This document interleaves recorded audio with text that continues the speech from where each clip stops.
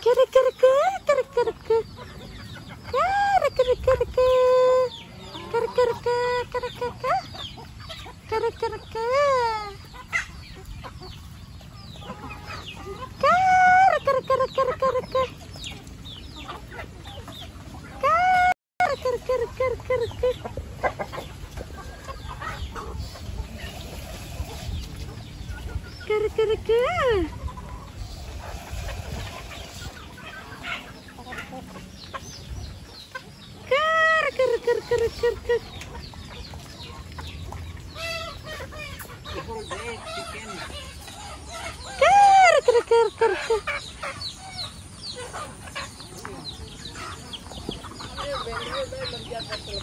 Hah?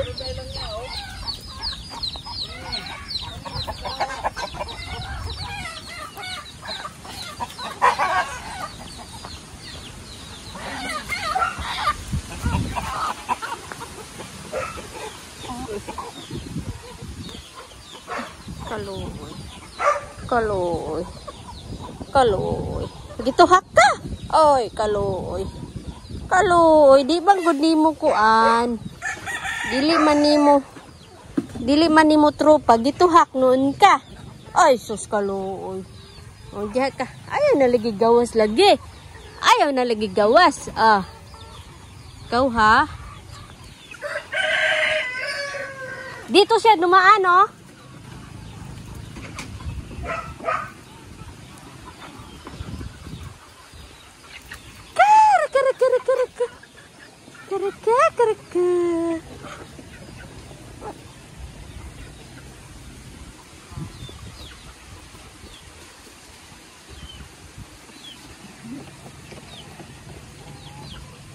Malapit na silang dumami. More than one. Hala. Kare kare kare kare kare. Kare kare kare kare kare.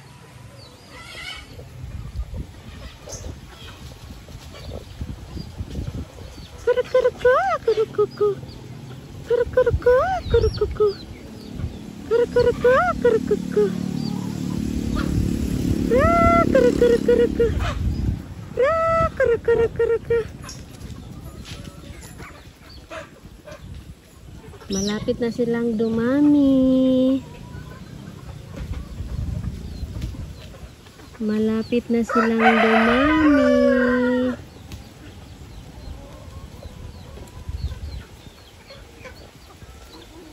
Yung tandang na yan, yan ang nag-guide sa mga native chicken namin.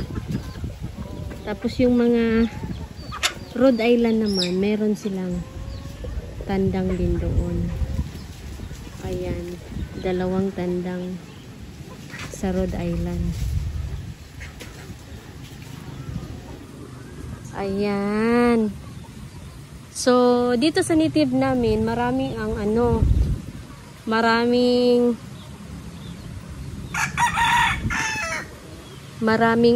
yung tandang, maging tandang. Yan. Dami nila. Kunti lang yung inahin.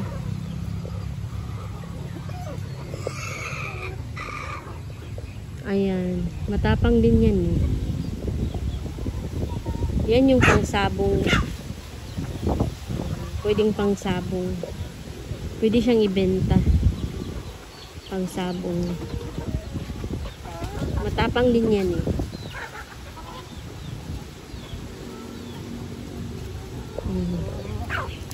Ito nalahian na siya. Yan o. Medyo malaki. Yung yellow ang paa. May lahi na siya. Yan.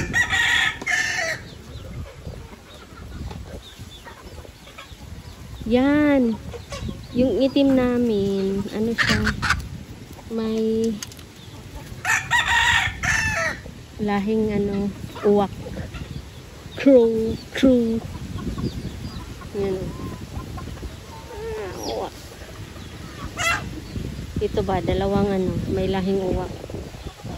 So, may lahing uwak sila, guys. Yan yung dalawa at saka yung isa. Pangatlo doon. Ayan. So, yung nasa loob, nakakulong mga Rhode Island.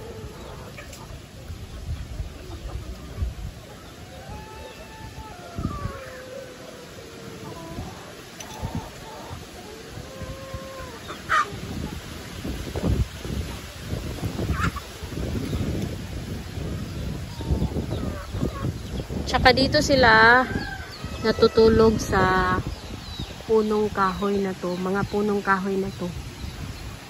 Mga mahogani.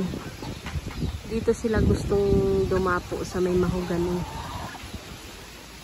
So, yung mga native, sobrang taas ng lipad kaya kaya nila yan.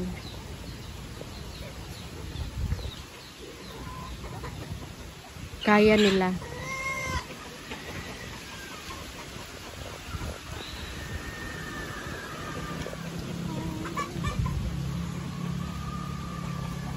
Yung ano namin, Rhode Island nandoon.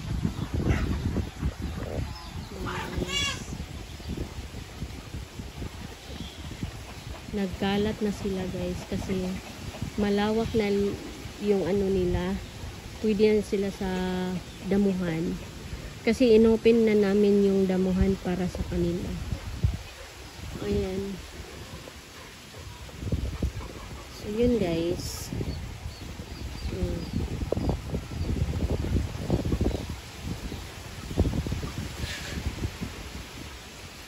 So, may binili kaming mga sisiw dati. Akala namin ay ano, puro babae, pero yun pala may 4 na lalaki. Sa 12 piraso 8 lang ang babae.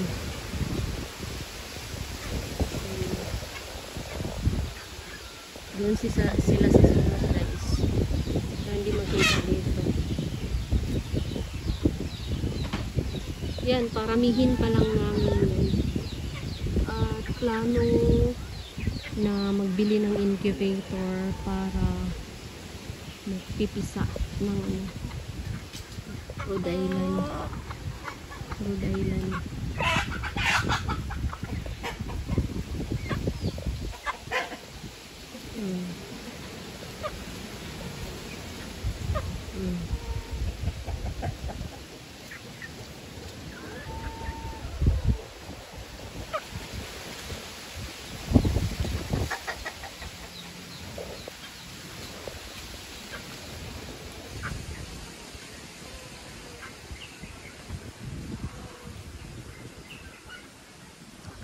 So, yun na nga guys. Yan. Marami na rin sila. Yung nag-umpisa lang yung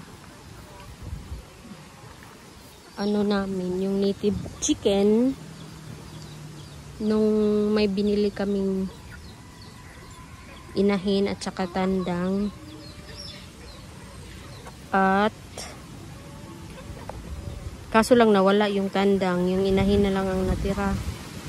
Kasi pinulutan na daw ng ano, di malaman kung sino. Basta pinulutan na daw siya. Tapos, yun na nga. May nagbigay din sa amin ng isang inahin at isang tandang. So, 4 na. So, yun. Sa 4 na yun, yan na yung lahi. Kumbaga, yan na yung lahi. Magagandang lahi kasi ang mga may-ari kasi sa bungiro. Ayan. Yung itim namin na yan, may lahing ano, uwak. Para siyang uwak, oh. Kung titingnan mo siya, para siyang uwak.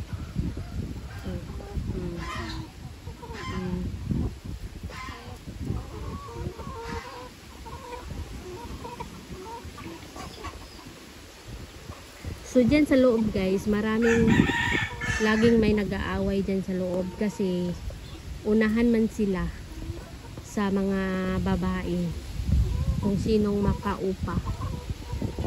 Yan. Masipag din yung ano, masipag din yung Rhode Island. Masipag din yung Rhode Island na ayan. Pero may isang saso doon, ayaw niya.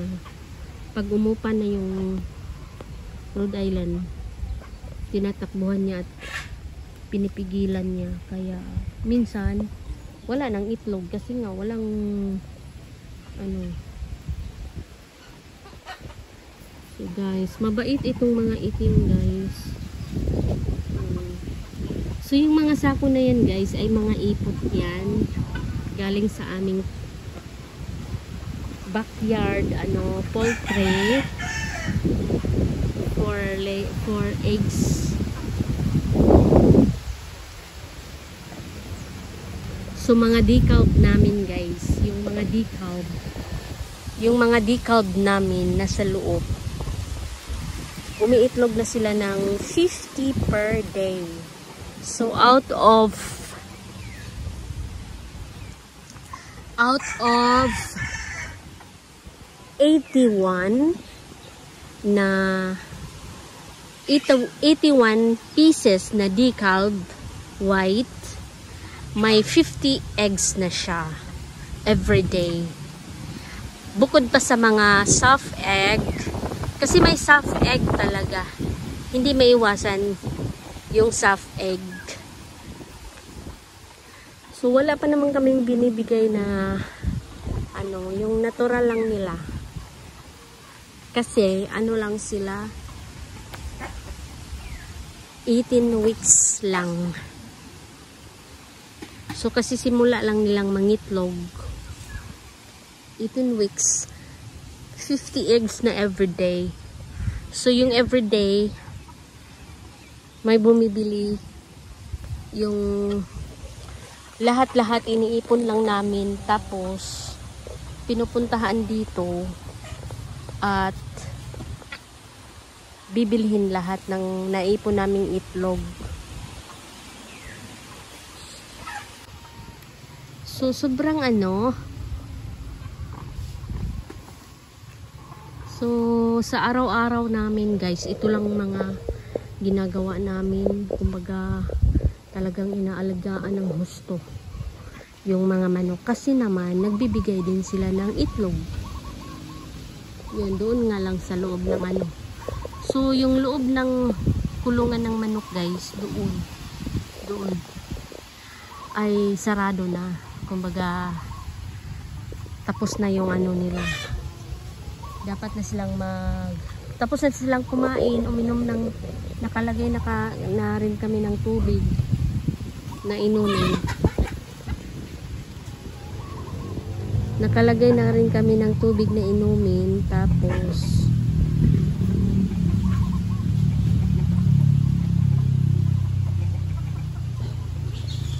ayan,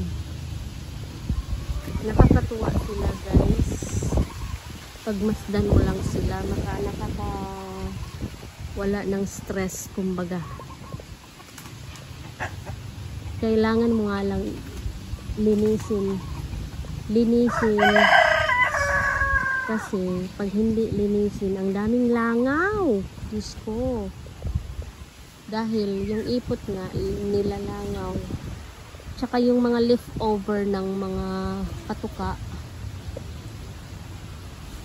ay nilalangaw din, kaya kailangan talaga maglinis. So yun lang naman po ang update about sa mga manok namin, at salamat sa panunood. At siguro halos everyday na tong vlog na about sa farm. Yun, thank you for watching guys, and please subscribe to my channel, Maria D. Aguanta. So, yun ang name ko guys sa channel. Sa channel ko ay Maria. Pero pag i-search niyo ako sa YouTube is Maria D. Aguanta. So, yun ang ko. Unique name. So, bye-bye guys. Thanks for watching.